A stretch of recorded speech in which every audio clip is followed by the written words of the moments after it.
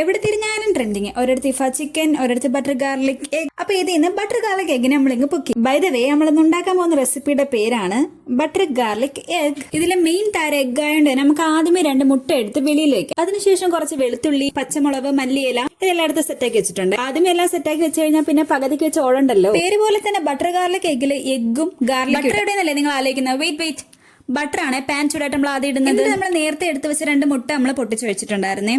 പിന്നെ കുറച്ച് salt, pepper powder saute ചെയ്തതിന് ശേഷം നമ്മൾ അതിനെ വേറെ പാത്രത്തിലോട്ട് പാൻ എടുത്ത് കഴിഞ്ഞാൽ അത് ഞാൻ തന്നെ കഴുകണമല്ലോ എന്ന് ആലോചിച്ചുകൊണ്ട് ഞാൻ സെയിം പാനിൽ തന്നെ കുറച്ച് ബട്ടർ നേരത്തെ അരിഞ്ഞ് വെച്ച കുറച്ച് സാധനങ്ങളൊക്കെ ഇല്ലേ അതെല്ലാം കൂടെ ഇതിലോട്ട് ആഡ് ചെയ്യും. പിന്നെ കുറച്ച് മൈദപ്പൊടിയും പാലും കൂടെ ചേർത്ത് ഒരു ക്രീമി കൺസിസ്റ്റൻസി ഏകദേശം അതുപോലെയൊക്കെ കിട്ടും. അതിന് ലാസ്റ്റ് നമ്മൾ നേരത്തെ ഉണ്ടാക്കി വെച്ച മുട്ടയും കുറച്ച് മല്ലിയിലയും കൂടെ ആഡ് ചെയ്ത് കഴിഞ്ഞാൽ സംഭവം റെഡിയായി ഗൈസ്. കുറച്ചും കൂടി പ്രൊഫഷണൽ ആയിട്ട് ഉണ്ടാക്കണമെങ്കിൽ കുറച്ച് ഒറിഗാനയും ചില്ലി ഫ്ലെക്സ് ഒക്കെ ഇട്ട് കഴിഞ്ഞാൽ കുറച്ചും കൂടി ലുക്ക് കൂടും. എന്തൊക്കെയാണെങ്കിലും സാധനം കൊള്ളാം, ഒരു വെറൈറ്റി ടേസ്റ്റ്. അപ്പോൾ അത്രയൊക്കെ ഉള്ളൂ.